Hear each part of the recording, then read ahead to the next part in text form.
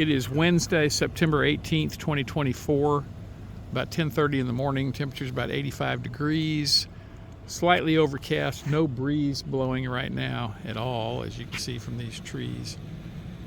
And that's not typical for us. We typically do have a breeze.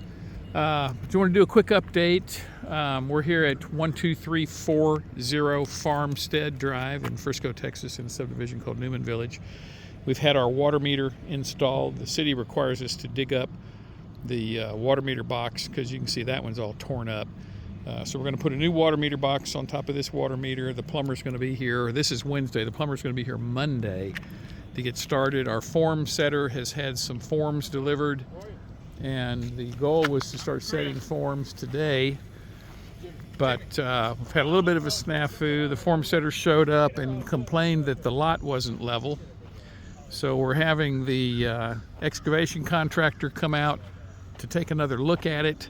And I know from this shot with the camera, it probably looks level, but there are some minor places on here that are slightly out of level. So we're going to hit this with a bobcat, clean it up a little bit, and then get the form set tomorrow, which will be Thursday.